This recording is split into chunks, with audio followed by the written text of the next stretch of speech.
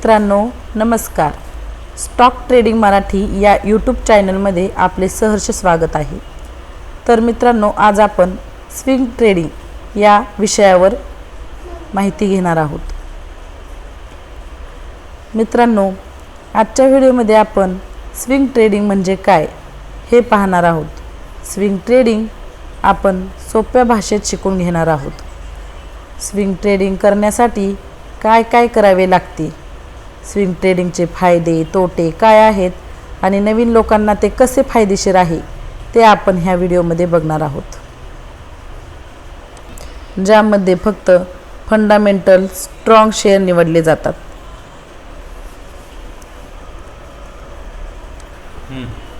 इथे fundamental strong हा शब्द अत्यंत महत्त्वाचा आहे आणि त्यामध्ये एखादा शेअर काही प्रमाणात खाली येतो, म्हणजेच शेअरची किंमत कमी होते, तेव्हा तो शेअर विकत घेतला जातो. आता इथे एक गोष्ट लक्षात घेण्यासारखी आहे.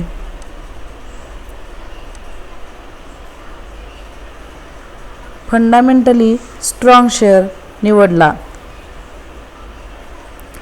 तो जरी काही प्रमाणात खाली आला, पण त्याचे फंडामेंटल स्ट्रॉंग असल्यामुळे तो वर नक्की जाणार. आता तो शेअर विकत घेतल्यानंतर टार्गेट ठेवणे, जेव्हा हा शेअर त्या किमतीला जाईल तेव्हा माझा नफा मिळवून या शेअरमधून बाहेर पडेल. हा कालावधी 2 दिवसापासून 2 महिन्यांपर्यंत असू शकतो. या ट्रेडिंगलाच स्विंग ट्रेडिंग असे म्हणतात. एखादे आपण आता इथे उदाहरण बघूया. एक्झाम्पल, तर आता आपल्याला स्विंग ट्रेडिंगसाठी एक एक्झाम्पल बघूया. तर त्याच्यासाठी इन्फोसिस हा शेअर मी येथे निवडलेला आहे. तर तुम्ही बघू शकता इन्फोसिस शेअर हा जिथे माऊसचा कर्सर आहे तिथं तुम्हाला इन्फोसिस शेअर 1732ला आहे असं दिसते. तर मी तिथं तुम्हाला खून करून दाखवलेला आहे. तिथं बघा तुम्ही, इन्फोसिस शेअर हा 1732-34च्या दरम्यान तिथं आपल्याला दिसतोय. तर तिथून तो एकसारखा असा कंटिन्युअसली असा खाली पडत आलेला आहे आणि एकदम मार्केटच्या खाली त्याने एक हॅमर बनवलेला आहे. तर आपण तिथे इन्फोसिस शेअर हा बाय केला असता तर तुम्ही बघू शकता एका महिन्याभरामध्ये आपल्याला एवढी रॅली बघायला भेटली असती. आणि याच्यामध्ये आपल्याला आता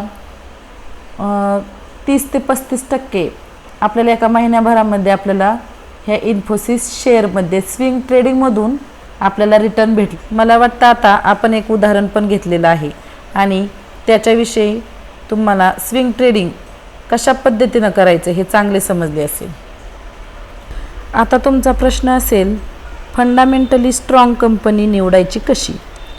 त्यामध्ये अनेक मुद्दे येतात. त्यामध्ये जसे की कंपनीवर कुठल्याही प्रकारचे कर्ज नसावे आणि जरी ते असले तरी ते अगदी कमी प्रमाणात असावे. गेल्या काही वर्षांमध्ये कंपनीच्या वार्षिक उत्पन्नामध्ये वाढ झालेली पाहिजे.